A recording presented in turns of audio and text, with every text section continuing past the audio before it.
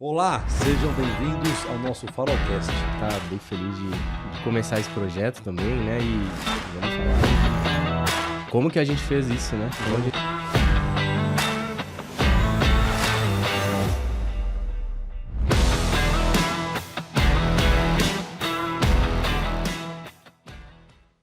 Sejam bem-vindos ao Farolcast, o seu podcast de educação financeira e investimentos em empreendedorismo. Estou aqui tradicionalmente com meu amigo, sócio, Rafael Melo. Bem-vindo, Rafa. Muito obrigado, Clauber. Seja bem-vindo você mais uma vez, né? Esse episódio fantástico. Esse aqui, se eu não me engano, é o 15º episódio, né? Pode ser que não seja, pode ser que seja, vamos ver. Eu acho que é isso, é isso. E hoje o tema é um tema muito bom. A gente vai falar sobre liderança, empreendedorismo, treinamento. E se você tem vontade de entrar no mercado financeiro, ser assessor de investimentos, conhecer, também vai ter muito desse tema que o especialista que está aqui hoje, ele vem desse berço, é um cara fera. Vou falar um pouco da formação dele.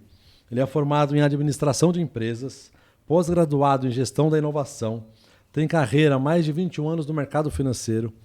Ele parece jovem, mas ele atuou no pregão da Bolsa, lá atrás, no Viva Voz, gritando. E foi sócio executivo da XP. Quem está aqui com a gente é Thiago Correia. Obrigado, Thiago, pela presença. Clauber, Rafa, muito obrigado pelo convite. Obrigado pelo jovem. Fiz há pouco tempo, 40 anos. E estou muito feliz de estar aqui. Depois você me passa o seu dermatologista. Nem vou falar que é melhor que o meu, porque eu não estou indo, né? Então, mas com certeza vai me ajudar. Thiago, vamos começar? Preparado? Com certeza. Para a gente começar do começo, eu queria conhecer um pouquinho, as pessoas conhecerem um pouquinho da sua história. Como que você entrou nesse mercado, no mercado financeiro? Como foi esse teu começo, o teu contato? Um pouquinho do pregão. Eu conheci o pregão. Eu ficava numa agência do banco ali que atendia a BMF, a Bovespa ainda. E eu conseguia ficar no pregão às vezes lá para acompanhar o mercado, já gostava disso. Era uma loucura, era um horror aquilo, mas era gostoso, né? E quem não viveu, não vive mais, né? É algo único, foi algo único. Algo único. Eu queria que você contasse um pouquinho do seu começo na carreira. Claro. Bom, mercado financeiro existe algum certo status, né? Então, a faculdade de renome, de repente a família, alguém da família que já veio. E eu vim de um lugar totalmente diferente disso, né? Minha família é sempre muito simples, minha família é mineira, né? Meus pais são mineiros, se conheceram lá, se casaram e mudaram para São Paulo, então eu sou paulista. E o meu primeiro trabalho para eu chegar no mercado financeiro, eu fui atleta, eu joguei futebol nas categorias de base do Palmeiras, e como vocês podem ver, eu não me tornei um atleta profissional, né? Eu não fui um goleiro profissional. Mas mesmo sendo do Palmeiras, considera atleta, é isso? Mas eu me considero um ex-atleta. Um ex-atleta em atividade, né? E no clube, eu fiquei 6 anos no Palmeiras, eu era goleiro, acabei também não crescendo tanto para ficar dentro do clube. E quando eu saí, eu fui estudar, né? Estava num momento importante ali da vida do adolescente, do jovem, né? 16, 17 anos, e eu precisava tomar um rumo, né? Aí meu pai falou, vai estudar, fiz um curso técnico na época. E o fato interessante é que eu tenho uma tia, que é irmã do meu pai, e ela é freira. E ela estava fazendo uma obra social numa comunidade aqui em São Paulo. E teve uma vez que uma senhora falou, posso trazer meu genro para cá, para distribuir alguns presentes? Ela topou, claro. Aí chegou um carro enorme, assim, importado, blindado, preto ali, desceu uns seguranças, aí de repente do carro sai uma pessoa vestida de Papai Noel com, né, um saco cheio de brinquedos distribuindo para as pessoas, né? E essa pessoa é o Roberto Lombardi, ele é fundador de uma corretora que depois a gente vai ver, acabou sendo negociada junto com a XP, ela chamava Interfloat. E ali a minha tia, ela também é minha madrinha, ela acabou fazendo amizade com o Roberto Lombardi. E dessa amizade acabou surgindo o seguinte diálogo: olha, eu tenho um sobrinho, ele é muito bom, menino bom, e ele precisa de uma oportunidade. O RH foi a freira. O RH foi a freira. A tia. Sem dúvida. Aí, claro, chama ele para conversar. Aí na época eu estava fazendo um estágio, né, na escola que eu estudava, inclusive, um curso técnico, uma ET. E aí eu fui fazer a entrevista, conversei com ele, um bate-papo super agradável, ele falou, volta amanhã para você conversar com meus gerentes. Tá bom. No dia seguinte eu voltei e tinha o gerente da sala de negociação, onde ficavam os clientes, e tinha o gerente também do pregão Viva Voz. Bom, o do pregão Viva Voz, ele não estava dando atenção para mim durante a conversa em momento nenhum, ele mal me olhou. Mas o gerente da mesa estava conversando comigo, fazendo perguntas. Em um determinado momento, eu mencionei, eu jogava futebol, fui atleta. Aí o outro gerente que estava do lado, ele falou, peraí, você jogava futebol? Jogava. Aí ele te deu atenção. Não, aí começou, mudou da água para o vinho. Jogava futebol? Jogava. E por que parou? Não, porque eu saí do clube e tal. E você joga ainda? Eu falei, de vez em quando, final de semana. E que posição? Goleiro? Sério mesmo? E você, poderia jogar de final de semana? Eu falei, poderia. Sábado que vem, não esse o próximo, você pode jogar? Posso. Poxa, então a gente tem um torneio para disputar na BMF, a gente está precisando de um goleiro. Você pode, então, já vamos acelerar esse processo, você consegue enviar as documentações para você já começar a semana que vem no pregão? Então, né? eu brinco, né, que meu RH foi a freira, né, e ali eu entrei, porque o fator decisório ali da minha entrada no mercado financeiro foi porque eu era goleiro. É a primeira pessoa que eu conheço que entrou no mercado financeiro por conta do futebol. Por conta do futebol, Foi, exatamente. Bom, e aí isso foi em 2003, estava ali com 19 anos, alguma coisa assim. E meu primeiro dia de trabalho ali na BMF, né, nesse ambiente, fui para o pregão BMF, Viva Voz, não tinha ideia do que é aquele mercado. Vestia um jaleco vermelho. Nem sabia o que estava fazendo ali. Não tinha a menor ideia. Vestia um jaleco vermelho e eu tinha que ficar perto daquelas rodas de negociação onde tinha os operadores que estavam recebendo as ordens e eu tinha que entender o que eles estavam fazendo lá, escreviam na boleta, eu pegava na boleta, eu tinha que encontrar quem era a contraparte, qual que era o preço, preencher uma outra boleta da própria BMF, jogar no tobogã para aí sim a negociação ser realizada de fato nos sistemas da Bolsa. Olha, eu demorei um tempo, tá, para descobrir o que era papel. Sabe esse termo que todos nós usamos aqui no dia a dia? Papel.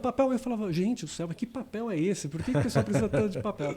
Enfim, foi assim, esses foram os meus primeiros meses de mercado dentro do pregão. Para quem não sabe, o pregão, ele Viva Voz, BMF, também tinha o Bovespa, né? Sim.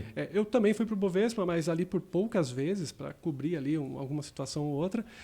E do pregão, eu acabei fazendo uma imersão que foi, na verdade, é importante para mim até hoje, gente.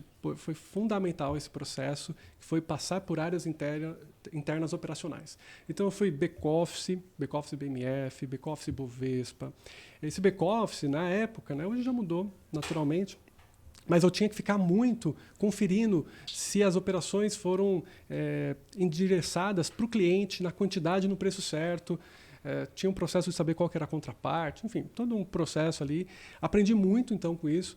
E quem que eu atendia nesses casos? Né? Eu atendia pessoas físicas que operavam por conta própria. Claro que hoje é muito comum você encontrar cursos de formação de day trades, pessoas que vendem, inclusive, cursos, né? Mas naquela época não. Era muito difícil encontrar essa pessoa. E nesse ambiente de sala de negociação que eu estou citando, eram cerca de 120, 130 clientes, pessoas físicas, e eu atendia diretamente essas pessoas, né, nesse back-office. Aí passei por outras áreas, custódia, e cheguei na área de risco. Eu fazia uma missão muito ingrata para quem é da área do risco. Tem uma emoção, mas é muito ingrata, que é estopar cliente. Né? Quando o cliente está muito alavancado. Está muito alavancado. Nossa, fechamento do dia, o nível de exposição. Era um momento super estressante e tinha situações assim que a pessoa perdia, inclusive, muito mais do que ela tinha em garantias lá, sendo que aquilo que a pessoa tinha lá, às vezes, correspondia a 90% do patrimônio dessa pessoa na vida. Então, era uma pessoa muito delicada. Então, era muito estresse ali dentro da área de risco.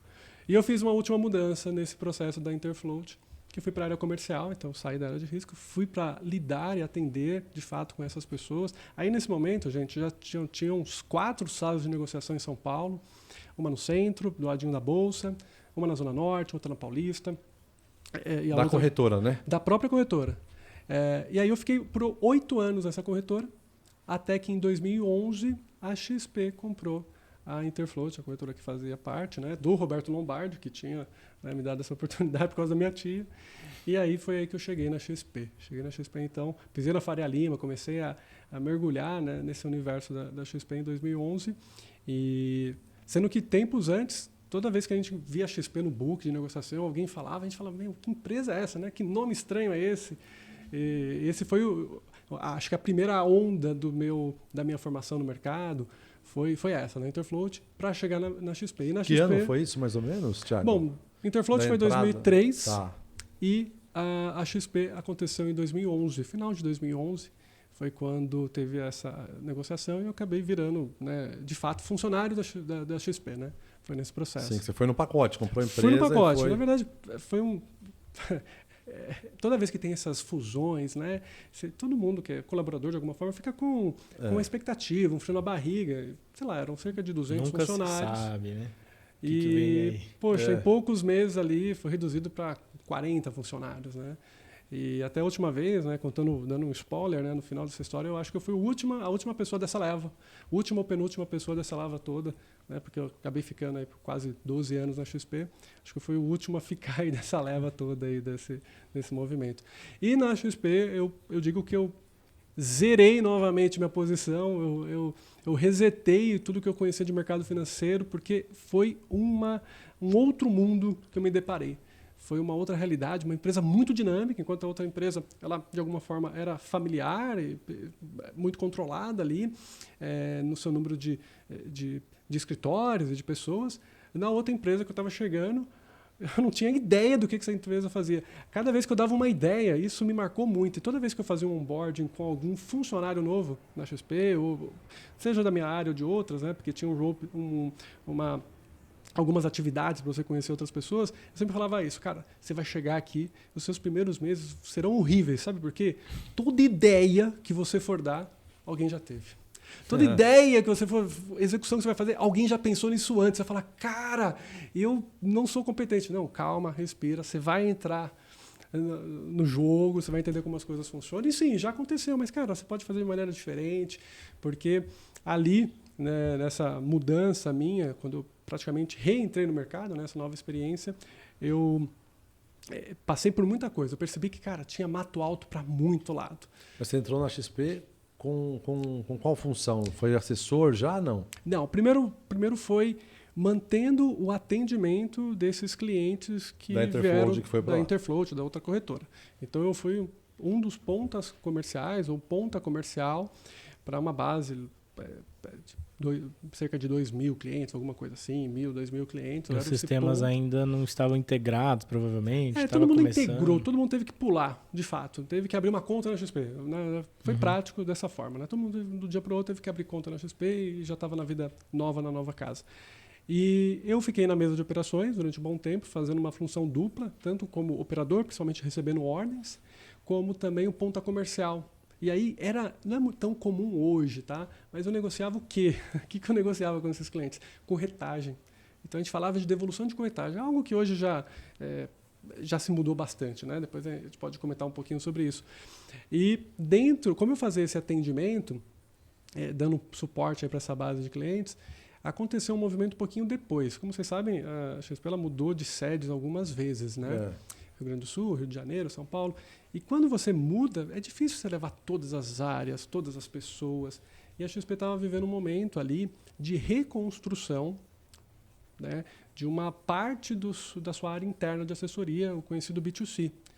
E nessa reconstrução, principalmente do varejo, recomendaram que eu fizesse essa movimentação, porque eu já atendia os clientes, né? Só que eu era muito focado em renda variável. E quem era meu gestor na época falou, cara, você tem um perfil para cuidar mais do relacionamento com clientes, faz esse movimento. Eu fiz esse movimento ali de 15 para 16, eu fui para a área do B2C para cuidar dos clientes, né, da faixa ali que a gente chama de varejo, né? O primeiro, o cliente de entrada. Então eram contas de 50 mil reais, que já era um clientão também, tá? Era um outro cenário, não que hoje não seja, 2015, claro. 2015 e 2016 eram contas, né, que já eu comemorava bastante. Né? Já existia a alta renda já estava rodando, já veio da estrutura do Rio para cá, mas o varejo não. Então o varejo estava sendo reconstruído. Tinha uma pessoa do private que estava assumindo essa área, o nome dele é Vinícius Bendelar, e aí ali com ele eu lembro que era esse cara, o Vinícius Bendelar, que era o meu gerente, meu head direto, e mais 3, 4 pessoas comigo. Então esse era o primeiro núcleo do B2C varejo da XP ali em 2015, 2016. Sentei nessa mesa aí do assessor. E aí eu falei, cara, eu estou há talvez 10 anos no mercado financeiro, 12 anos no mercado financeiro, mas eu nunca fiz assessoria. E eu me deparei, de repente, com uma lista de clientes, um telefone e uma demanda. Cara, liga para as pessoas e começa a atender. Tá, mas como é que faz isso? E os produtos? Como Você é que era focado em renda variável, né? Eu era focado em renda E aí variável. já tinha fundo, renda fixa, Já tinha LCI, produtos, CDB, CRA, CRI, DB. CDB, LCI, LCA, CRA, CRI, ok? Esses já existiam, né? Mas estavam lançando também os COIs naquele momento.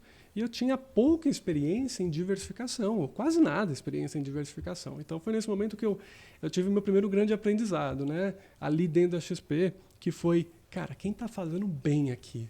Olha, eu mudei de lugar e sentei perto de duas pessoas que eu sou fã, eles continuam na rede XP, são assessores, eles saíram, né, do B2C, foram para o B2B, e eu sentei do lado deles para escutar o discurso deles, a ligação.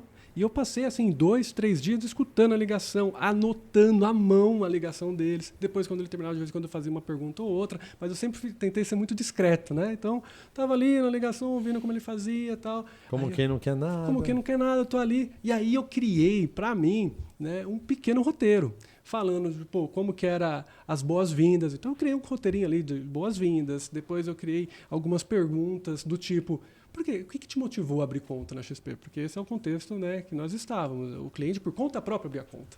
Sim. Então, querer entender e fazer determinadas perguntas fazia com que entendesse mais, né, a cabeça da pessoa. E aí depois eu falava, tá bom, com isso eu vou preparar um estudo para você, com essas características. E aí eu fui para o segundo desafio, né? Que era também assim, tá bom, como é que eu vou fazer essa história de diversificação, alocação? Claro que existia o relatório macro, né? Nosso time de análise ali já tinha tudo. Mas na prática, ainda tudo estava em construção, então não estava redondo ainda, né?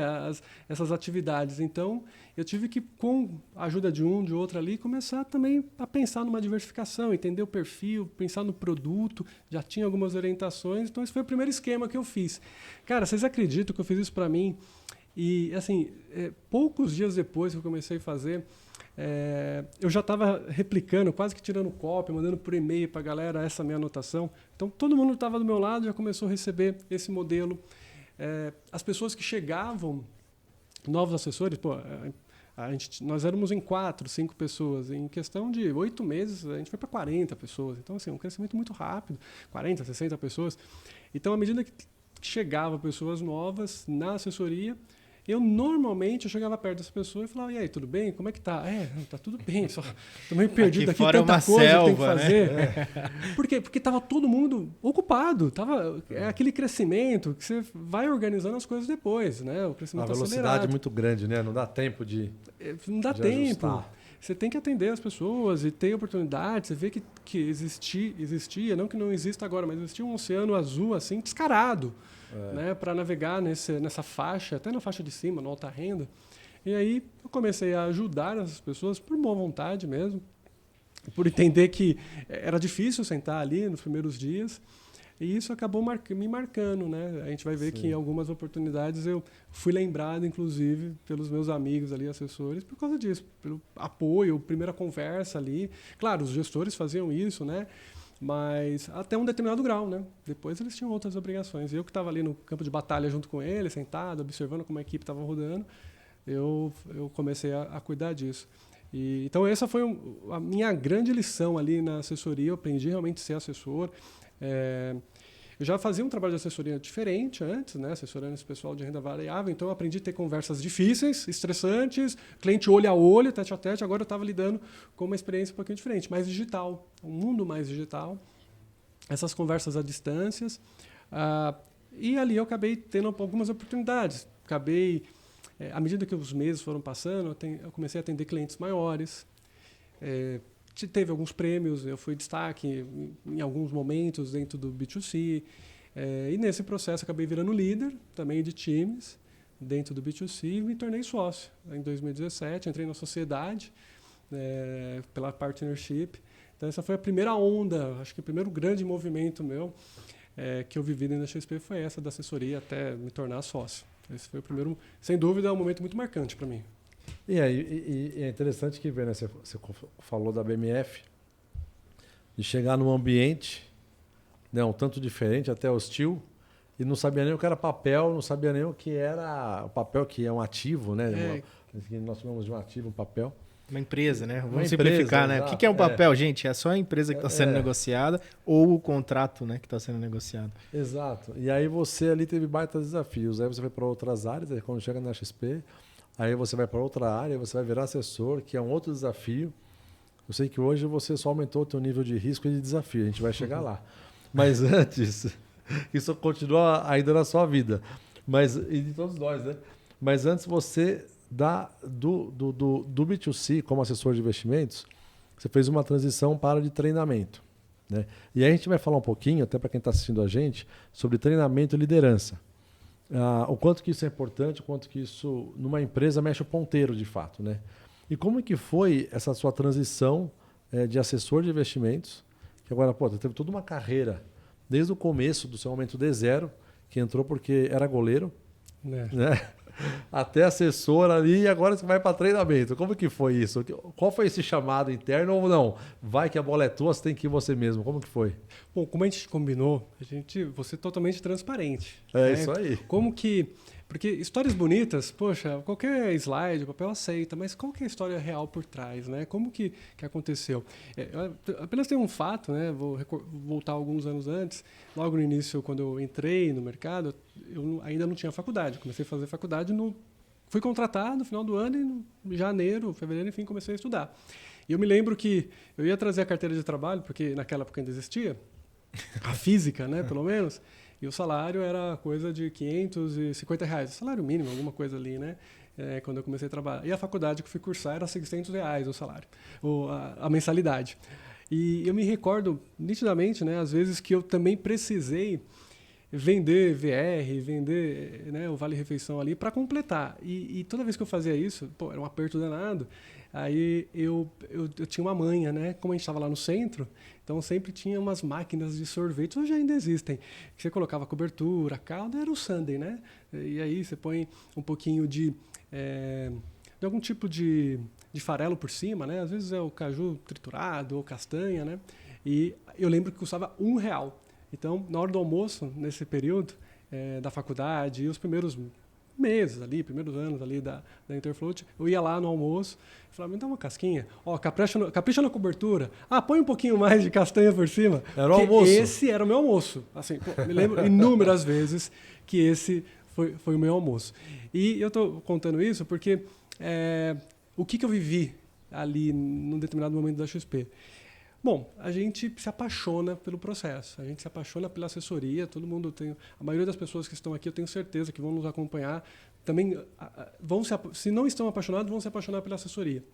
Porque assessoria, para quem não sabe, dando um spoiler, né? Assessoria, galera, não é sobre números, assessoria é sobre pessoas. Então, se você gosta de pessoas, aqui é uma carreira incrível. Mas voltamos para cá. Na assessoria, eu acabei mergulhando de cabeça. E como eu tive a oportunidade de ir crescendo, então, atendendo contas maiores, liderando, ajudando em algumas questões de gestão, por exemplo, a responsabilidade aumentava e a pressão aumentava. E eu me lembro que eu estava, na época, noivo, e eu ia casar em poucos meses, né? E era muito comum da minha noiva ela acordar, mais ou menos ali, umas 7 horas da manhã, e me ligar. E ela perguntava, onde você está? Eu falei, já cheguei aqui na XP. Então eu chegava um pouquinho antes ali, principalmente quando não tinha rodízio. Então eu chegava às 7 horas e eu estava ali no escritório. E eu não estava sozinho, tá? Sendo justo aqui, me lembro de várias figuras, várias pessoas que já estavam ali 7 e pouquinho dentro do escritório. E aí eu estava num ritmo de chegar muito cedo para dar conta das atividades, né? Alocação, reunião com equipe, outras questões de gestão ou coisas minhas, pendências que eu tinha. E eu me lembro dela, quando saía da faculdade e chegava em casa por volta das 23 horas, ela chegando em casa, eu indo deitar, ela me ligava, onde você está? Aí eu, estou saindo da XP agora. Então, eu vivi uma época, né, que eu tive que dedicar muito tempo, energia, e era comum ir de sábado também, trabalhar de sábado, poxa, era a coisa mais comum, a gente estava fazendo alguns testes, imaginando que, já pensou se tiver assessoria 24 horas? Cara, a gente foi testar algumas coisas.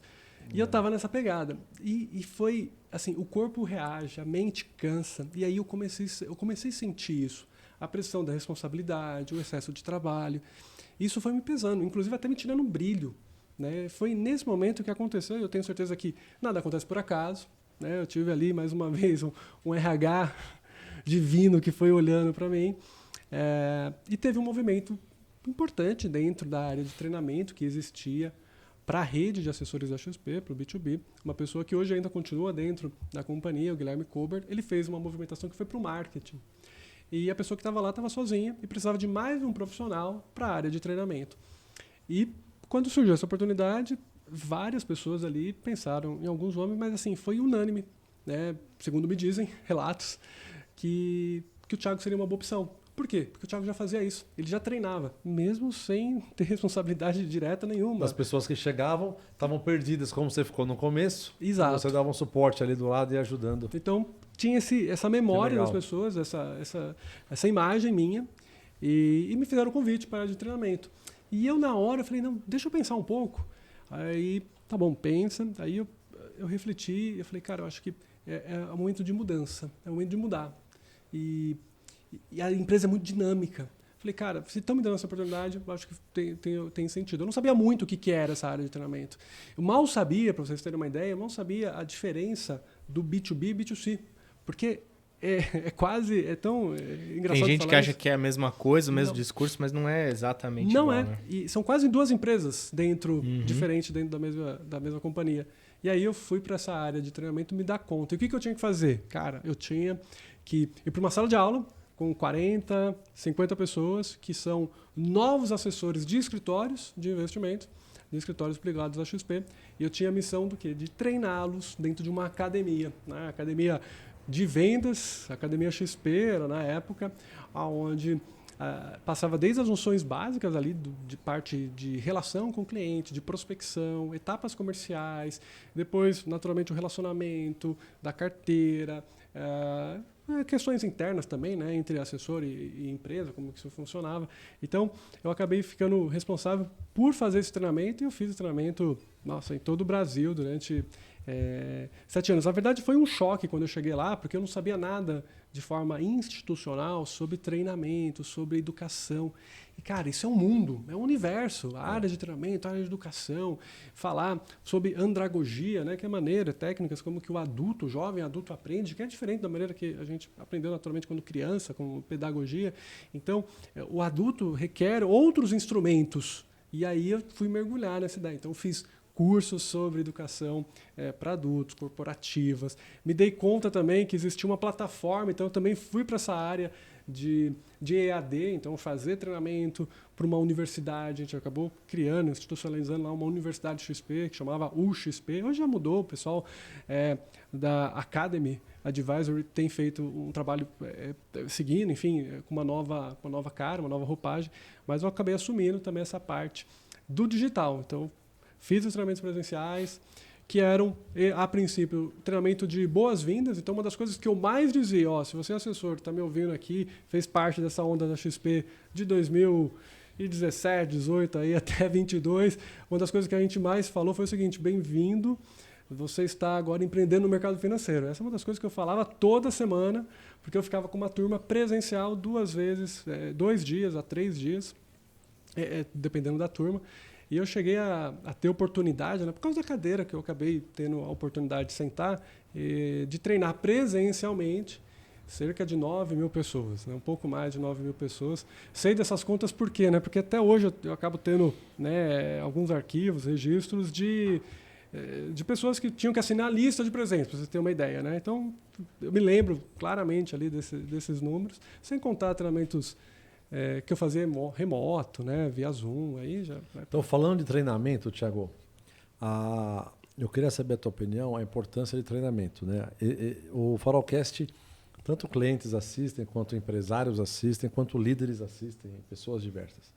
E o treinamento, eu vou falar do meu lado aqui, eu tenho a minha resposta, eu queria ouvir a sua, mas o empreendedor, quando eu comecei, eu saí do banco, né, e aí eu comecei a Farol. Então, você começa, não tem um cliente que liga, ninguém bate na porta para entrar, ninguém sabe nem aquilo que você está fazendo.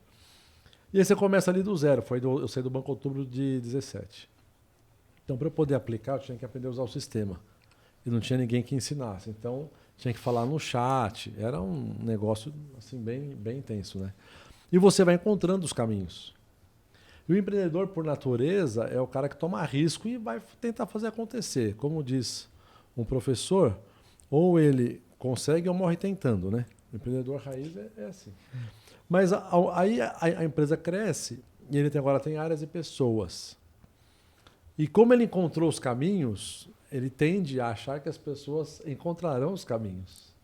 E às vezes a importância do treinamento é uma, mas pode ser diferente. O que você vê? Qual a sua leitura sobre isso? Para mim, e esse treinamento, desculpa, mexe o ponteiro de fato. Porque o empreendedor quer saber o quê? Tá bom, é bonito tudo isso daí, né? Quando fala em treinamento, mas a última linha vai mexer o ponteiro? Vai perguntar pro cara logo quem, né? Você tem aqui Mas embutido porque agora... até um dilema da área de treinamento, que é como que eu provo. Mas vou começar tá respondendo. aqui essa também, Vamos viu? pela primeira. A primeira. Para mim é nítido, quando eu tenho muito contato, até hoje, enfim, com operações de investimentos. Né? E para mim é nítido, fica claro, quando uma operação ela considera, ela leva isso a sério, está dentro da cultura dela, está dentro da maneira de fazer as coisas dela, quando ela leva a sério o treinamento, quando ela leva a experiência de troca de informação, de manter a pessoa informada, de passar procedimentos, de trazer novos conteúdos e conhecimentos. É nítida a diferença de uma operação que faz isso e uma operação que não faz. E é nítido do quê? Primeiro, o clima, que eu percebo. Percebo muito o clima. Qual o clima? O clima que está todo mundo interessado em ser melhor. Mas ser melhor como equipe, como empresa. Em outras operações que não tem essa cultura de trazer treinamento, capacitação, e claro, o treinamento pode ser uma palavra meio formal aqui, a gente poderia trocar por capacitação, sim, mas na essência, fazer com que a pessoa evolua. Dê passos adiante, se torne uma pessoa, um profissional melhor. E daí, quando você está dentro quando eu estou com pessoas ou numa empresa que não tem isso enraizado, ou não acreditam nisso e fazem talvez de maneira meio que forçada, a intenção de ser melhor, ela é mais egoísta. Tipo, eu quero ser o destaque. Eu quero ser melhor do que o outro do lado. Então, para mim, eu vejo isso um pouco claramente, que quando uma empresa tem essa convicção de trazer conhecimento, de dar a oportunidade da pessoa evoluir, a empresa evolui. Enquanto que a outra empresa que não faz isso, ela acaba criando, né, por alguns meios, alguns motivos, uma certa até rivalidade ou uma competição que não é saudável. Claro que a competição é importante, né, no nosso meio, isso pode estimular, a competição correta. Mas, do outro lado, a empresa que não leva isso a sério, que não tem isso como rotina, que não considera o valor da evolução, para mim fica descarado ali, fica em destaque, que existe uma competitividade entre as próprias pessoas, que não há um clima onde um quer que o outro cresça no negócio. Então, eu começaria dizendo que, poxa, o clima da empresa é diferente. O clima da empresa é diferente. E evoluir, gente, hoje, ainda mais no momento de mundo que a gente vive, não é uma opção. Evoluir, aprender, conhecer mais. Cara, é uma necessidade.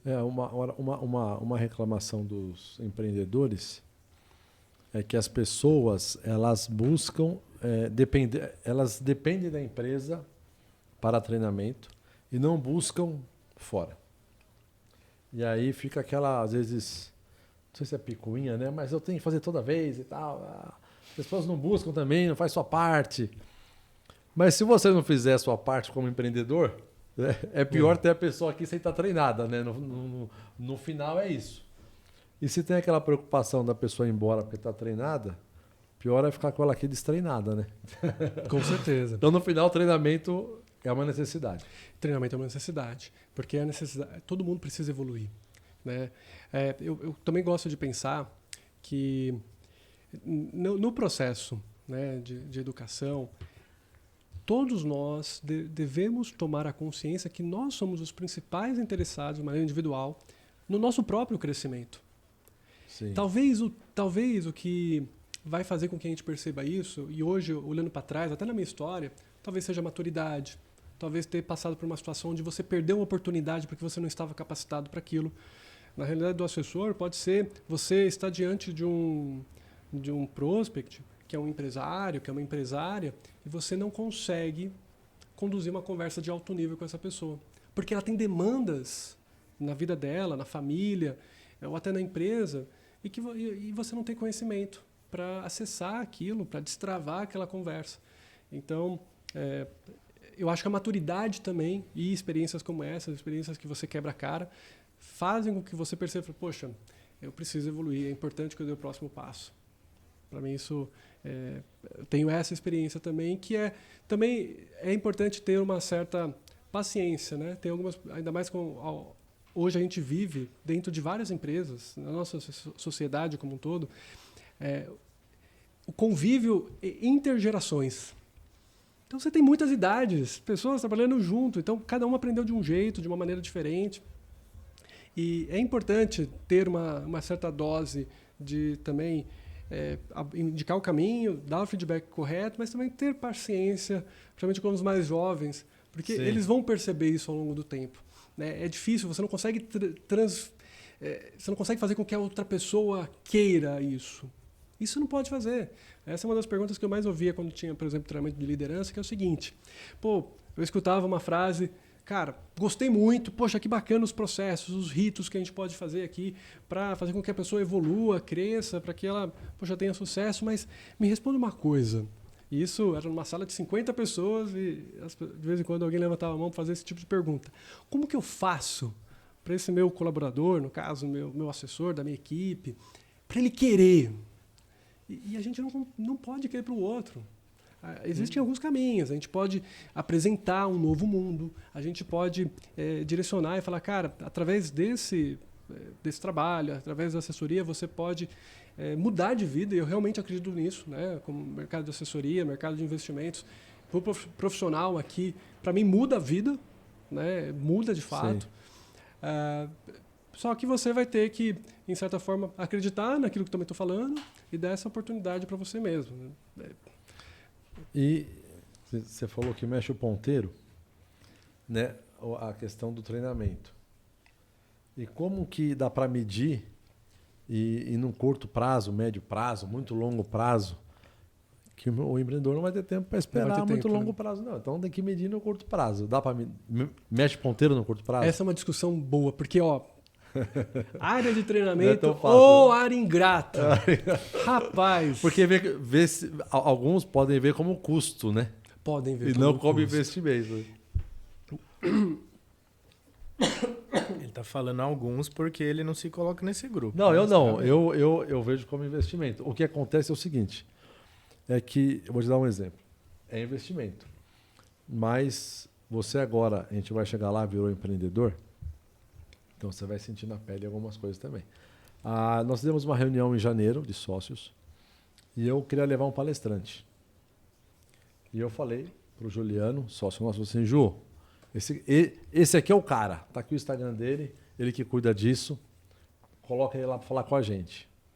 Uma palestra, a gente estava ali em 7, 8, 10, 9 pessoas, 8 pessoas, R$30 mil. E aí, se eu tivesse numa palestra fosse uma empresa que ia trazer para falar para várias pessoas numa convenção, 500 pessoas, 1.000 pessoas, você fazer uma conta não está caro. Mas para 8 pessoas, e aí quando não se tem dinheiro, você tem que usar tempo. Então eu tive que usar o meu tempo e eu mesmo pesquisei, queria a palestra e dei a palestra. Então não fiz nem perto, mas eu fiz. Então você tem que se adaptar à sua realidade, né? E eu vejo como investimento.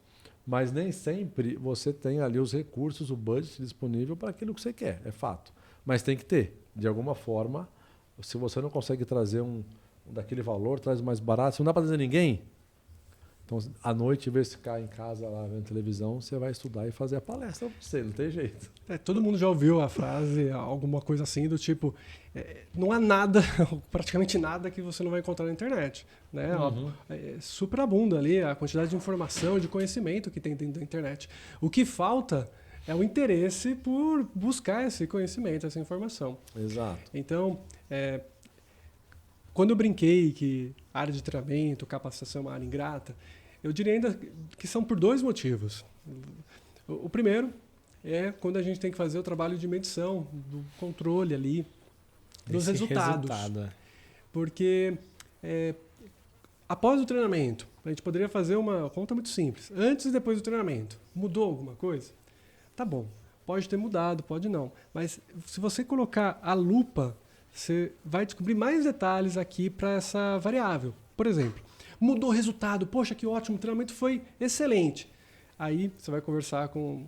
Vai conhecer os números e de repente você vai perceber que aquela venda que aquelas 2 pessoas fizeram já estava endereçada há 6 anos atrás.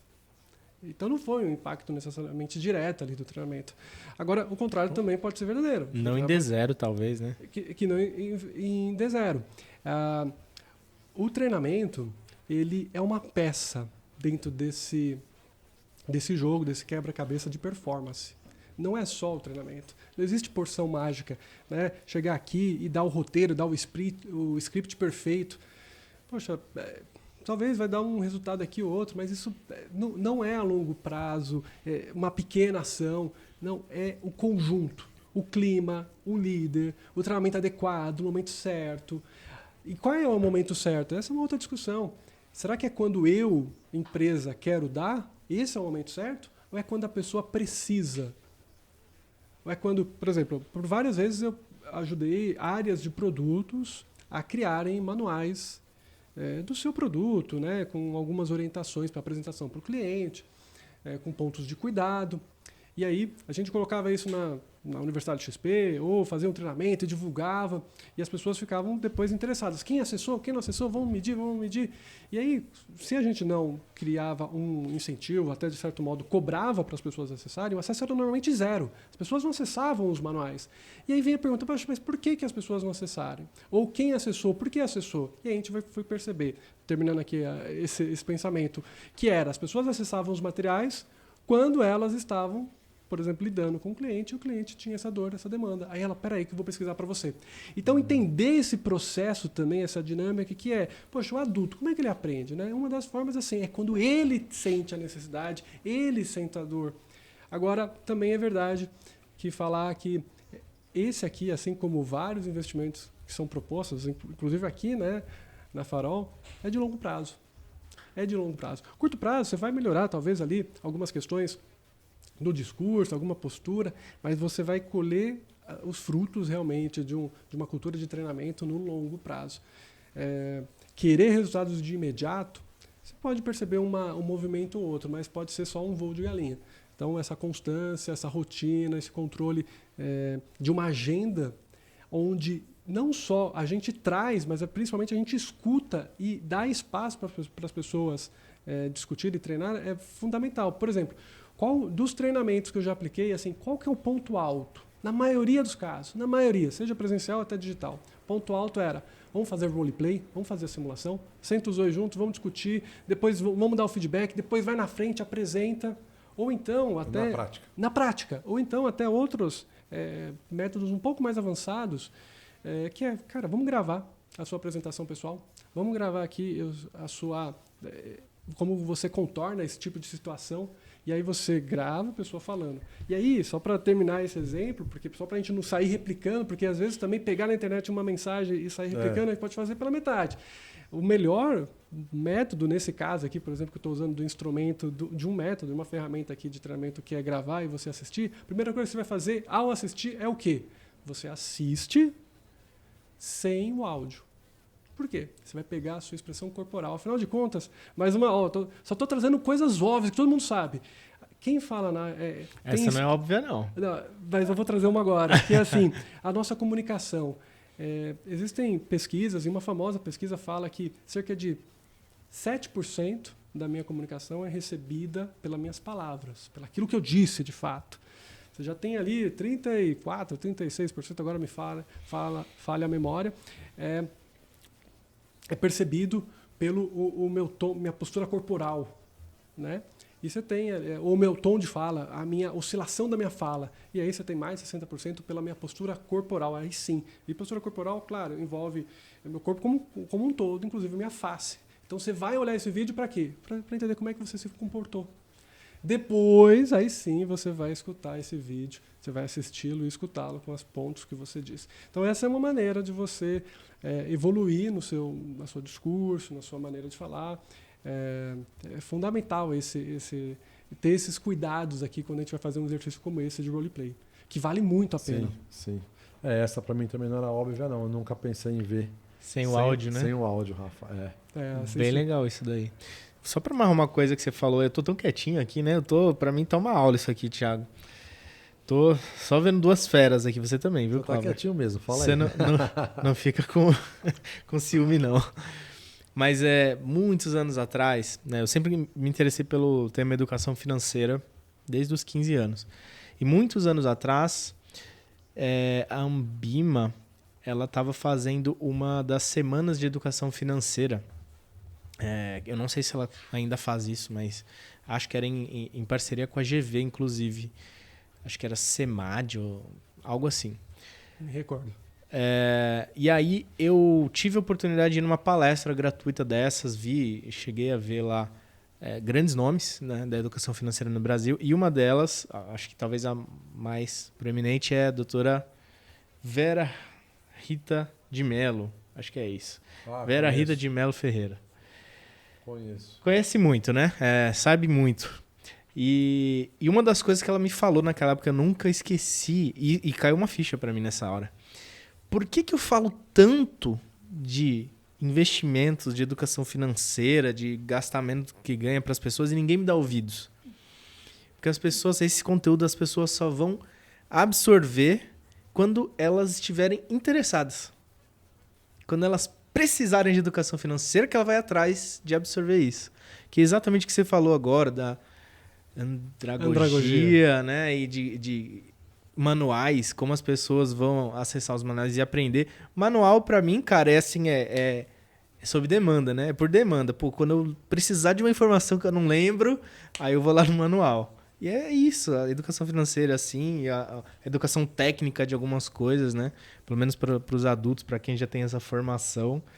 Acho que vai continuar sendo assim, não tem como mudar a psicologia aqui, a chavinha. Isso tem uma coisa que é discutido muito no Brasil, é a educação, né? A educação no Brasil tem que melhorar. Porque tem que pôr na escola e tal, mas nossa, se o aluno também não tiver muito interesse, cara, acho que vai ser, né, vai ser chovendo molhado também. Mas quando se educação já é carente, aí entra na linha educação financeira. Nossa. O quanto que é carente de educação financeira no Brasil, né? E fazer um planejamento, eu costumo falar, Thiago, que é você fazer um mapa para você definir para onde o dinheiro vai antes de se perguntar para onde ele foi. Porque com certeza, não só comigo, né, talvez vocês também e outras pessoas estão assistindo. É uma excelente analogia. Para onde ele vai? Já se perguntou, para onde foi meu dinheiro? E o plano é isso, né? O plano e o controle financeiro é para você saber, ele foi para cá, eu errei, eu acertei, mas você sabe para onde está indo. Então, acho que a educação financeira, eu acompanho a Vera Rita no Instagram. Ela não sabe, mas eu acompanho. Mas agora ela vai saber, esse corte vai chegar. Eu já escutei essa frase, só que um pouquinho diferente, né? Ao invés de para onde foi meu dinheiro, dentro da realidade de executivos, né, líderes, inclusive assessores, uma frase que eu escuto muito é para onde foi meu tempo? Porque eu trabalhei o dia inteiro e eu não consegui fazer as coisas que eu queria. E já são 4 da tarde. Eu comecei a trabalhar agora, nem almocei, são 4 da tarde. Acabei de organizar o meu CRM. Acabei de organizar. Cheguei agora. Tô zerado, vou começar meu dia. Quantas e quantas vezes eu escutei grandes profissionais, amigos, 5 da tarde, 6 da tarde. Pronto, agora eu vou começar a trabalhar. Então, e apagando incêndio o dia inteiro. Apagando incêndio o dia inteiro. Então, é claro que o antídoto aqui, óbvio, o primeiro que eu diria é acreditar e fazer um planejamento, assim como você já citou do planejamento financeiro. Você planejar seu tempo, a sua agenda, você se organizar, entender o que é prioridade, o que não é, e utilizar ferramentas para te ajudar nisso. Não adianta fazer isso na cabeça, que mentalmente a gente não consegue. A gente tem que tirar o piano da cabeça e colocar no papel, no sistema. Mas isso é um antídoto que você consegue tomar. Agora, se a companhia inteira, se a empresa inteira tem esse problema, então, assim, sozinho também não vai conseguir. Aí eu acho que a equipe, a empresa tem que organizar melhor ali os seus processos. De repente está faltando gente, de repente está faltando treinamento, de repente tem outra peça ali que não está encaixando, que pode ser, a pessoa pode estar na posição errada. De repente a pessoa que não está na posição certa fazendo, por isso que não consegue desenvolver. Então são pontos interessantes. Você disse aí para onde foi meu dinheiro, me lembrei na hora sobre esse tema, porque tempo e dinheiro, né, tem uma relação muito direta, né? E aí fica até a dica, né, para quem está assistindo a gente. Se você é de RH de uma empresa, se você é diretor financeiro, se você é empresário, levar a educação financeira para os seus colaboradores é fundamental. É comprovado que aumenta o nível de produtividade, diminui o estresse das pessoas, sabendo cuidar melhor do seu dinheiro, e isso mexe o ponteiro da empresa no final. E poucas fazem isso, é uma coisa nova, a educação financeira no Brasil, né? Falar desse tema ainda é uma coisa bem recente, mas tem muitas empresas que fazem isso. A Farol Capital também faz, o InCompany, tem palestras para empresas. Então, quem estiver assistindo, fica a dica. E indo agora para um outro tema, liderança, porque você também falou que foi líder. Foi líder. Então, vamos explorar um pouquinho agora a questão de liderança, porque ser líder é um desafio bem diferente do fazer sozinho. Mas muito diferente, porque agora você tem pessoas diferentes, com perfil diferente, temperamento diferente, e cada um querendo fazer do seu jeito, né? Como que foi a liderança para você? O que é liderança para você? Como que você discorre um pouco desse tema, Thiago, para compartilhar com a gente a tua história? Olha como maturidade e também interesse por evoluir é importante, né? Eu hoje, olhando para trás, principalmente no meu período, vou recortar, tive algumas outras oportunidades, mas vou falar da liderança de assessores, né? Que foi o meu um bom período que eu fiquei. Foi sofrida. O meu período como líder foi sofrido. Porque hoje eu percebo, eu era um líder com excesso de cuidado demais. Então, eu acompanhava, sim, meus liderados, mas eu tinha um excesso de cuidado para eles. Então, eu poderia ter dado mais pista para os meus liderados. Isso me sugava nas outras tarefas. Isso fazia com que diminuía também no nível do time ali. Era perceptível, né, quando diminuía o nível de confiança, né, e aumentava o nível de dependência, né? Menor confiança, maior dependência. Então isso aconteceu durante um bom período ali dos meus primeiros meses ali quando líder, né? Porque virei líder, bacana, você foi promovido, agora você é líder, agora você vai atender clientes mais altos e dar suporte e ser líder aqui de uma célula de atendimento. Falei, tá bom. E aí depois eu fui aprender um pouco mais sobre isso e eu descobri que líder tem 2 papéis super importantes, né? Ele tem que gerenciar processos comerciais e ele tem que gerenciar pessoas. E eu gosto de separar esses nessa ordem. Mas espera aí, poxa, uma liderança humanizada não é colocar as pessoas em primeiro lugar? Alguém poderia dizer, por exemplo, né? Só que colocar as pessoas em primeiro lugar vai cair, talvez, no erro que eu caí. Eu colocava as pessoas em primeiro lugar e isso me remetia a ter um cuidado excessivo com essas pessoas e eu não me atentava tanto aos processos de feedback, os processos de reunião, processos comerciais, acompanhamento de KPIs, porque eu estava mais preocupado em saber como a pessoa de repente estava, o que eu podia fazer para ajudá-la. São, iniciativas e perguntas ótimas. E hoje eu entendo que o papel do líder ele é isso, mas ele é antes ser um gerente, um gestor de processos. Porque se a gente tiver bons processos, a gente vai gerir bem as pessoas, a gente vai ajudar bem as pessoas. Então, primeiro, antes de tudo, ter processos, ter bons processos, validar os processos e não sozinho, com a equipe. Mas é importante saber que em determinado momento você, como líder, liderança é solitária, né? Então você tem que tomar, você não pode ter essa... Tem que tomar um pouco de risco, né? Você tem que tomar um risco, e eu gosto de falar, você não pode ter medo de liderar. Assuma. Se você teve essa oportunidade na carreira, não tenha medo de liderar. Lidere. Com cautela, né? Sempre aquela brincadeira, né, do pouco risco. Não muito risco, né? É pouco risco e também pouco ego nesse caso. Mas tome esse risco, não tenha medo de liderar. Garanta processos que podem ser, que no final das contas vão ajudar na construção da cultura da empresa, né? A cultura, entre outras coisas, ele é a maneira como que a gente faz as coisas. Então a gente faz acompanhamento, a gente tem reuniões individuais, a gente tem a coparticipação do líder em reuniões com as outras pessoas quando vão visitar clientes, por exemplo. Outras atividades, avaliação 360, enfim.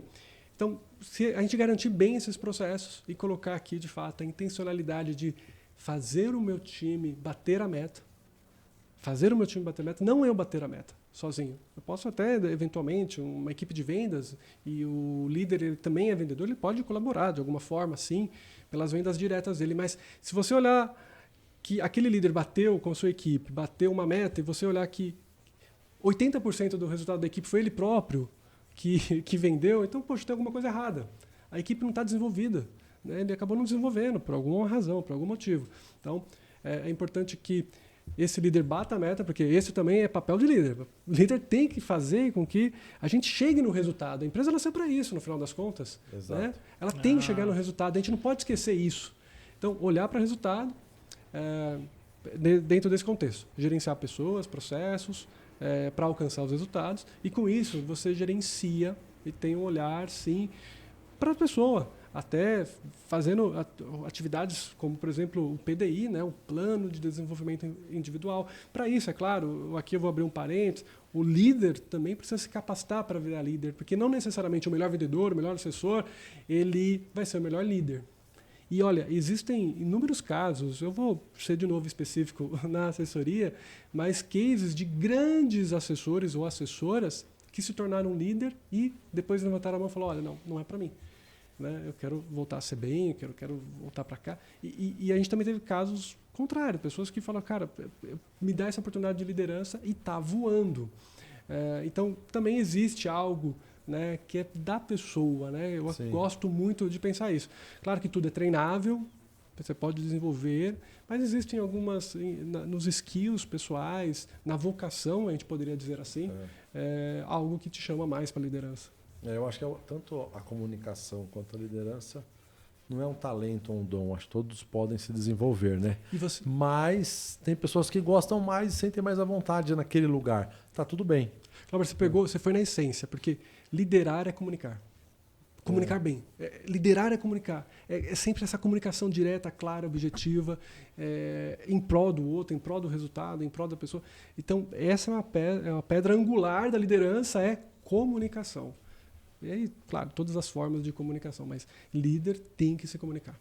E falando agora do líder e de comunicação, a tua carreira com diversas mudanças até chegar a 2022. E aí em 2022, o Thiago sai da XP e agora ele vai empreender, é isso, Thiago? Pois é. É uma história cheia de altos e baixos, né?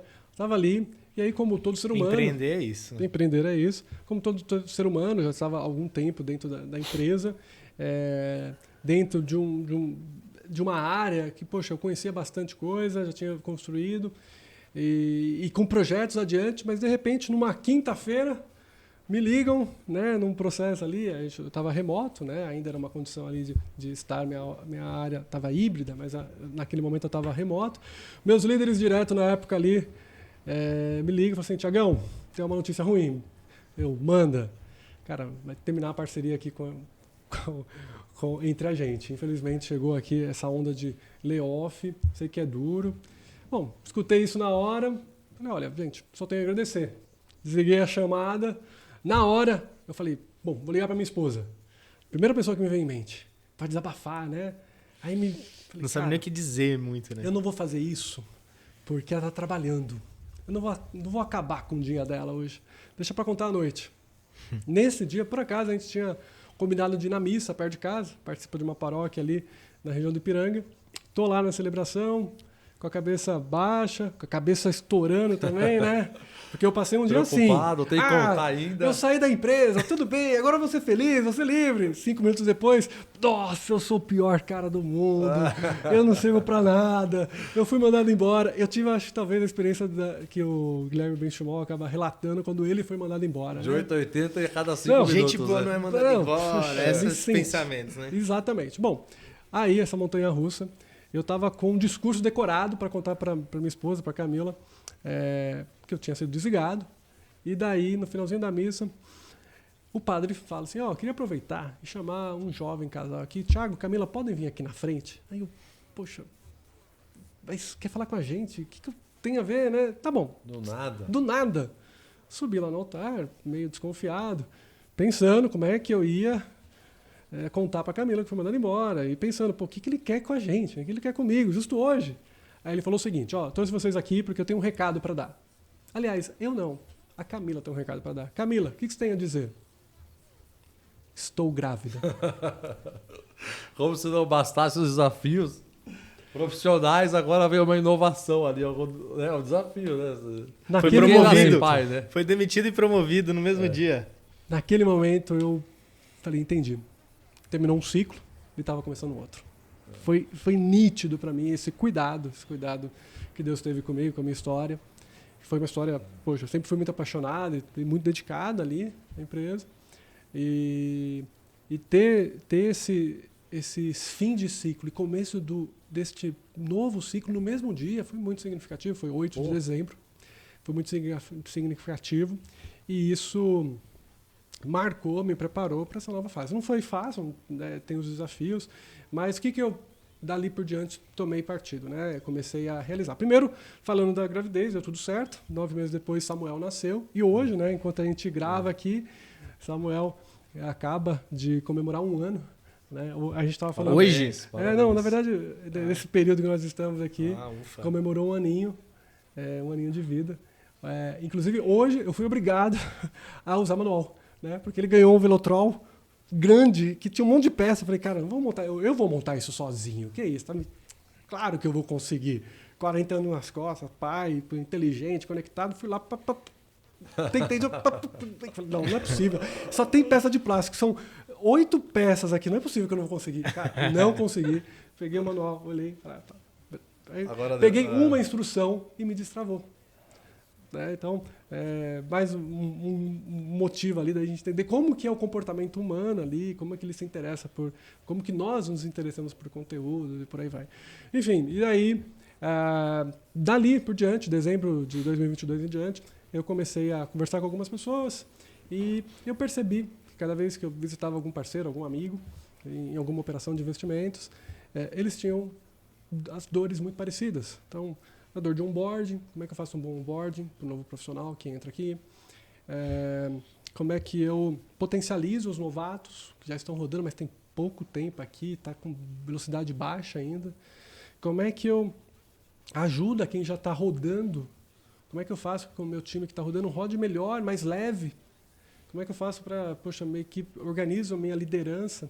Então, eu percebi que as dores eram a mesma, eu fazia isso na XP e aí eu tomei a decisão de falar, cara, acho que agora é hora de ser congruente, porque a vida inteira eu falei, seja bem-vindo ao mercado financeiro, você está empreendendo, parabéns, só que eu falava isso no funcionário.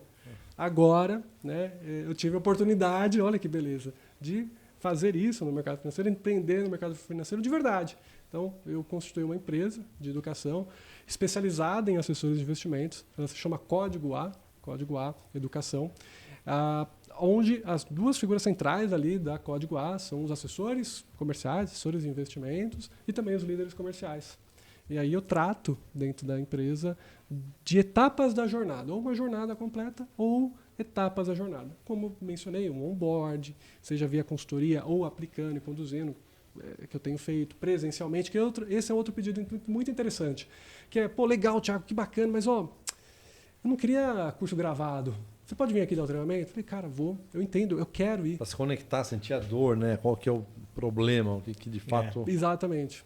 Então essa pergunta eu vou deixar para o Rafa. Eu ia falar isso também, assim, acho que tinha outras coisas que eram muito comuns, que esses parceiros do mercado tinham em comum, que não é só a dor do onboarding, a dor de como destravar o novato, mas como é que eu contrato você para vir aqui treinar minha galera? Isso aí, com certeza, todo mundo fazia essa pergunta, né, Cláudio? Olha só, quais são os problemas que mais atrapalham os assessores e como você sugere que eles sejam enfrentados? Perguntinha Essa pergunta perigosa. É muito importante. E eu gosto de separá-la em 2, pelo menos, né? Porque é importante entender a jornada de cada profissional, né? Cada momento. Então, se a gente fosse compreender o início, né, de um assessor, eu acho que tem algumas etapas que são perigosas para ele.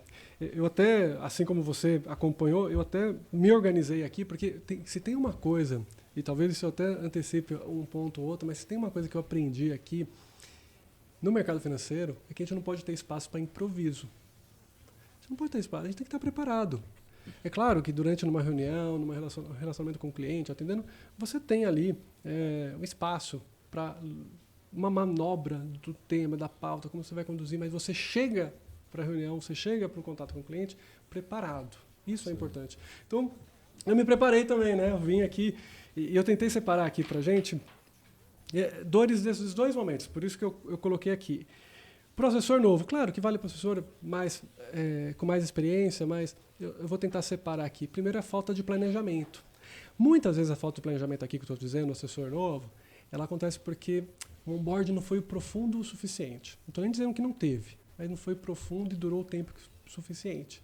Porque não é uma tarde de onboard. Né? Tem empresas de outros segmentos que são 3 meses de onboard, né? Ou até mais, em alguns outros casos. Então, a falta de planejamento. E aí, essa falta de planejamento leva à dificuldade da execução.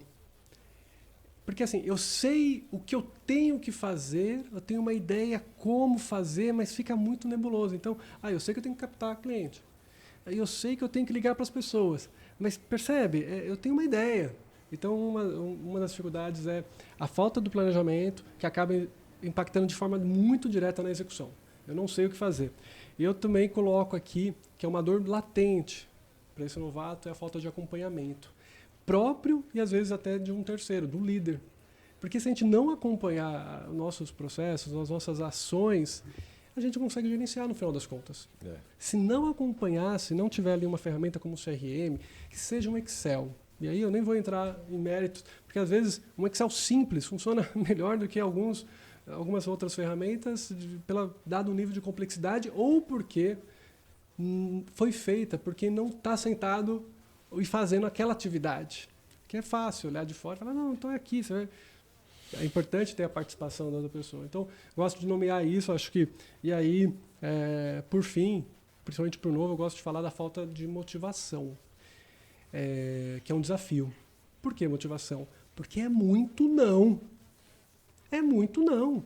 Não, são conversas difíceis, a pessoa atende desconfiado, faz uma reunião e não abre as informações, você fica desconfortável, você tem que fazer perguntas mais delicadas para o cliente, para entender quanto que ele tem, quais são os seus planos. E isso desmotiva muita gente. Então, a falta de motivação em torno dele, que pode ser vir via treinamento ou conversas de fato motivacionais, né? Então, do você realmente acreditar, fazer com que você recorde, olha como esse processo é importante para a gente, né? Que assim, recordar o quanto foi difícil estar sentado aqui. Cada assessor aqui, poxa, teve que tirar uma certificação, tem um desafio para estar sentado aqui. Então, recordar desse processo, aumenta a confiança e aí da confiança a gente executa. Então, acho que esses são os principais desafios para um assessor, digamos assim, novo. E para quem tem mais tempo, eu tenho uma relação, inclusive, de vez em quando eu rodo, eu passo em alguns escritórios falando sobre dores, né, durante a vida, durante a carreira. Acho que tem alguns ali que são dores que atrapalham, né? Primeiro, eu gosto muito de uma expressão que tem muito... A gente fala de empreendedorismo. O assessor, né, ter essa autonomia de montar o próprio negócio de certa forma, né, junto com o escritório, um escritório parceiro, um escritório, poxa, que tem que te recebe bem, ele tem a possibilidade de criar um verdadeiro negócio, mas ele contrai o seu nível de empreendedorismo, ele vira burocrático, ele vira um assessor de escritório. É da porta para dentro aquele assessor, não é da porta para fora. Isso é quando ele contrai o seu espírito empreendedor. Isso mata o assessor ao longo do tempo, quando ele fica burocrático demais. Atividades operacionais em excesso pesam a vida do assessor. Essa é uma outra dor latente. Por que o assessor não está voando, não está indo bem? Porque ele está carregando muitas atividades operacionais nas costas. Isso, para mim, é outra coisa que machuca, inclusive. Outra coisa que machuca a cabeça, ali, o dia a dia do assessor, que eu gosto de falar, só para fechar alguns exemplos, é quando... o que desmotiva, né, assessores experientes é quando a carteira do cliente que ele atende não está indo bem.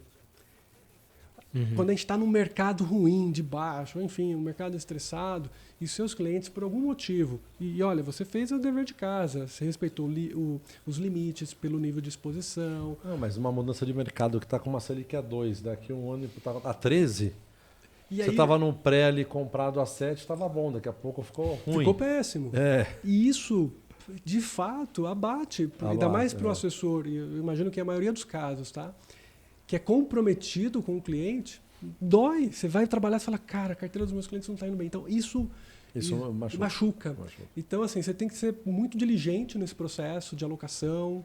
Eu vejo que o pessoal que comete esses erros machuca. Eu nunca tive esse problema. Deus está vendo, né, Thiago? Acontece nas melhores famílias, viu? Não, mas não tem como, né? Ninguém vai acertar o mercado. Não vai. Não tem como. E aí a gente tem que tomar um antídoto aí, que é fazer a lição de casa certo. E o que é a lição de casa certo para mim, fechando esses exemplos? É você, de fato, colocar os interesses do cliente na frente dos seus. Tem que ser o cliente, de fato, como que é o cliente em primeiro lugar aqui no mercado financeiro? É quanto os interesses dele estão na frente dos interesses do profissional, da casa que o atende. Mas tem que ser. É o que a gente costuma comentar, que não é uma carreira de curto prazo, né? Não é uma corrida de 100 metros, não é uma corrida de 1 quilômetro, é uma maratona. É uma jornada para a vida. Então, se não fizer ter o cliente no centro e fazer aquilo que é bom para o cliente, ele vai ter uma carreira curta, ele não vai conseguir performar e se manter na carreira. Não vai. E só para fechar esse exemplo, porque ele não vale só para assessoria. Outra coisa que desmotiva muito o profissional, que é maduro, já está rodando, é a falta de novos conhecimentos. Você fica estagnado. Já domino, já sei o mínimo aqui do mercado. Quando o profissional está nesse estágio, ele não consegue sair daquele perfil de cliente, daquele patamar. Ele não consegue romper essa barreira para o próximo degrau. E existe muita coisa para aprender. Né? A gente poderia aqui só dar um exemplo do mercado internacional. Né? Todo mundo aqui nós sabemos o tamanho do mercado brasileiro perto do mercado, vamos dizer só o americano, vou nem falar internacional. Cara, nós somos infinitamente menores. A quantidade de produto, de oportunidade que tem lá fora é bizarra. Então, falta de conhecimento, de ser desafiado a aprender algo novo, isso para o assessor, isso faz com que ele fique estagnado na carreira dele.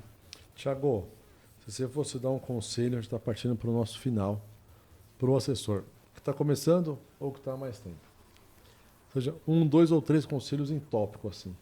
Quais conselhos que você dá para que ele consiga atingir seus objetivos, ter sucesso, que é atender bem o seu cliente, e ter realização?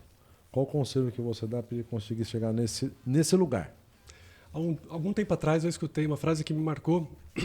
Tamanha a sua simplicidade. Trabalho devolve. Trabalho devolve.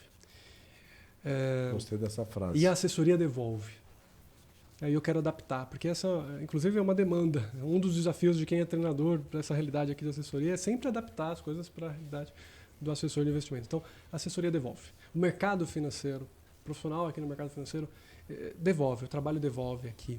Agora, é necessário ter paciência. E essa paciência é por causa dessa visão de longo prazo. É ter essa visão de construção de uma história com os seus sócios, na instituição que você está.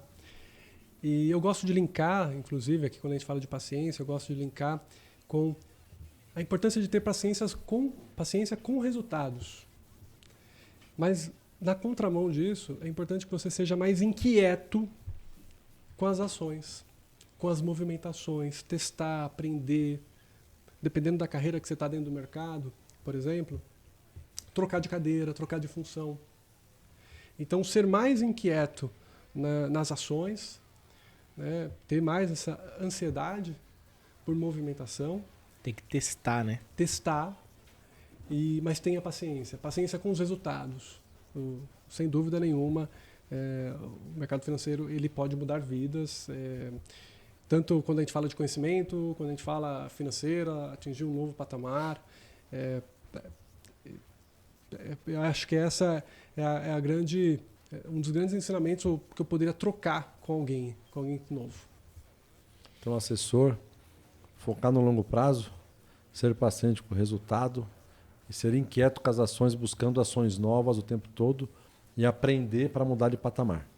É isso. É o tal do lifelong learning, né? Lifelong learning. Toda vez que a gente acaba comentando sobre isso, né, sobre esse constante aprendizado, tem dicas práticas também para quem é novato.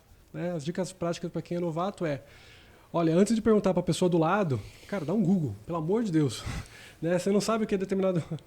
Dá um Google, porque pelo menos a pergunta já vai começar num nível diferente. Olha, me ajuda a lembrar. É assim. Aí você repete o que você viu no Google. Aprenda a fazer pergunta, né? Aprenda, porque agora me veio, né, na memória desses meus onboardings informais que eu fazia na época de líder, ou não sendo líder ainda. Essa, sem dúvida, era uma das primeiras coisas que eu falava. Cara, procura as coisas antes de trazer alguma questão. Procura, já venha com algum ponto mais mastigado. Né? E eu gosto de entender nesse processo também que, olha, sozinho você até vai rápido, mas ir juntos, você considerar de fato equipe, pessoas ao seu redor, você vai mais longe. Eu não poderia deixar, olha, agora está me vindo, né, as coisas que eu sempre troquei aqui sobre. Eu não teria dúvida de apontar para uma pessoa nova, assim, tenha mentor, tenha mentores, procure, converse com pessoas mais experientes. Isso vai não é que apresentar atalhos, mas vai te apresentar soluções para caminhos, para situações que você vai passar. Converse mais. Não menospreze o poder do networking. Sim. Uma coisa que eu acho que eu fiz muito na minha carreira, fui muito focado em trabalho. Sempre trabalho, atividades, execução, entrega, bater meta. E talvez eu poderia, em algum momento, ter desacelerado um pouco, olhado mais para o lado, criado mais vínculos. Né? Por que eu digo isso? Porque depois, por exemplo, que eu fiz um movimento, acabou tendo um movimento de sair da XP, isso foi engraçado. No meu Instagram, por exemplo, eu tinha, sei lá, 200 pessoas de amigos no Instagram. E essa é uma realidade, né, inconcebível hoje para nossa... Sim, você treinou 9.000 pessoas. Eu treinei 9.000 pessoas presencial. Eu tinha 200 pessoas no meu Instagram. Mas por que isso? Porque eu não cuidei com tanto cuidado quanto eu cuidei da empresa que eu estava, a dedicação, eu não cuidei da outra empresa, que sou eu. Eu presa, né? Eu presa. Cuidar da marca pessoal é fundamental. E aí passa por vários aspectos. Claro, primeiro, índole, ética, mas depois passa por comunicação, por networking, por conexão, né? Se expor de uma maneira positiva. Se esforce. Essa é uma outra coisa que me vem à mente, na memória, assim. Se esforce nas reuniões, quando fizer sentido, mas se esforce para fazer uma pergunta boa. Cara, só faça você que é novo, faça uma pergunta, mas que ela seja boa. Ache o momento e deixe as pessoas saberem que você está na mesa. Então, acho que são aprendizados que eu carrego aqui, que eu sempre troco com novos assessores, novos profissionais. E quando eu falo isso, eu não estou falando só de idade, não, tá? Estou falando de novos entrantes no mercado. Seja... Sim. E com experiência e sem experiência no mercado. Várias vezes aí eu posso dizer que pessoas que, sem dúvida nenhuma, poderiam ter sido os meus professores, eram executivos, por exemplo, do Banco do Brasil, que ficaram 30 anos no Banco do Brasil, ou de outros bancos, assim como você, tantos anos em instituições financeiras de grande porte, sentado ali na sala de aula, e no final ela fala assim, cara, foi ótimo que você me falou sobre determinadas questões aqui, network, que agora eu vou validar uma coisa que é tão difícil de construir. Pena que a pessoa só descobre isso quando se torna assessor, que eu vou validar minha reputação. Agora, empreendendo é que você é uma palavra-chave. Vai fazer o negócio, é a prova de fogo. Você coloca a sua reputação na mesa a partir de agora. É uma coisa-chave. Toda vez que a gente está contratando alguém, já nos falaram algumas vezes, né? Quando a pessoa tá para entrar na XP, que sempre no processo seletivo as pessoas tentavam fazer a antivenda. Você tem certeza que você quer vir para a XP, trabalhar das 7 da manhã às 11 da noite, igual o Thiago e tal, né? Construir esse sonho. E às vezes, não chegava a ser tanto uma antivenda, né? Mas às vezes a gente tem que filtrar também, né? O assessor que tá vindo e falar, olha, é intenso, né? Acho que eu acrescentaria tudo que você falou aí ao novato é intensidade comercial, cara. Intensidade comercial vai fazer você pelo menos, né, ganhar a próxima batalha. Enquanto você constrói longo prazo, você vai ganhando mês a mês ali com a intensidade comercial. Mas a gente sempre fala, olha, você quer saber realmente mesmo se essa carreira é para você? Pensa na sua reputação com a sua rede de relacionamentos. Se você ligar para essas pessoas que você acha que você vai captar, elas vão te dar ouvidos? Excelente. Porque, de repente, você conhece 20 mil pessoas que acham que você é um moleque, que não merece ser ouvido. Então, assim, faz muita diferença. Total. E agora, olhando para frente, Thiago, quais são os desafios da Código A e do Thiago nessa nova jornada do empreendedorismo? De fato agora, né? De fato. Aquilo que você falou durante 9 anos, voltou para você, 7 anos, voltou para você. E qual a expectativa para o futuro e os seus desafios? Primeiro que eu tenho o primeiro ponto a dizer é o seguinte, eu tenho que dar parabéns e todo o meu respeito aos empreendedores. Porque tarefa difícil empreender. Porque é uma luta consigo mesmo. Né? A agenda é sua, você tem autonomia, liberdade, ao mesmo tempo, como é que você gera... Eu sou livre! Ao mesmo tempo como você gera valor, como você agrega na vida dos seus clientes, como que você trata sobre precificação, qual que é o investimento necessário, como que você adequa isso à realidade das pessoas. Então, eu tenho que cada vez mais eu admiro, de verdade, né, profissionais, poxa, como vocês, de maneira muito especial como você, Glauber. Eu admiro porque liderar ideias, pessoas e tantas outras frentes, enfim. Agora, voltando para Código A, né? A gente vai se descobrindo agora. No começo eu acho que eu estava mais ansioso por fazer acontecer, e aí me veio por uma mentoria, e aí é importante não estar sozinho, como eu mencionei. Calma, não precisa de pressa. Uma coisa de cada vez, um passo de cada vez. Então, eu resolvi focar no atendimento a escritórios, então faço esse trabalho. E eu percebo que o meu próximo movimento é um movimento mais aberto para qualquer profissional que quer ser assessor ou que é assessor. Então, um movimento aberto, digamos assim, para o B2C. Só que ir além. O meu ir além é não ser talvez um treinamento, uma jornada, mas eu gostaria de ser um programa, de ter um programa. Um programa do quê? De desenvolvimento. Eu resolvi, dentro dessa piscina grande de formação de assessores, me coube ali entender que, poxa, existe um processo onde eu capturo a atenção dessa pessoa para se tornar profissional no mercado financeiro, ou eu faço com que ela tire a certificação necessária. Pô, são temas importantes, mas não é ali que eu estou. Eu percebo que eu estou aonde? Hoje, né? No desenvolvimento dessas pessoas. Para quê? Para que ela destrave valor nelas e nas pessoas ao entorno. Então, eu estou no desenvolvimento de quem hoje está dentro do mercado e eu entendo, percebo, já passei por a experiência de viver um programa com acompanhamento e com vários pontos de contato para sanar aquelas dores que eu mencionei há pouco, para a pessoa, de fato, desbloquear, destravar na carreira. Tal. Então, esse é o meu sonho é esse. Você atua com escritórios, mas você atua também com assessores de forma individual, que te procura? Hoje, como mentor, assim? Com algumas... Não é minha principal frente, mas eu já comecei a ter grupos de mentoria. Então, assessores, eu acabo reunindo as pessoas interessadas que entram em contato comigo. Eu reúno as pessoas interessadas, faço pequenos grupos de acompanhamento. Então, é isso. São projetos com escritórios, projetos, às vezes, alguns workshops, ou um treinamento, uma jornada um pouco mais extensa, presencial, digital, ou pequenos grupos de mentoria onde eu acompanho. Então, se você quer descobrir o código do sucesso para o novo patamar do assessor, você que é assessor, busque a Código A. Qual é o Instagram da Código A e do Thiago? Pode procurar pelo Thiago, sem H, Thiago Correia, _edu, ou Código A Educação. Thiago Correia, edu, _edu. Exato. Ou Código A Educação. Educacão, né? Também, né? Arroba. Legal. Só no Instagram, assim? Tem um site, códigoa.com.br. Lá tem contato, códigoa.com.br. É isso aí, Thiago. Thiago, pô, muito bom esse momento.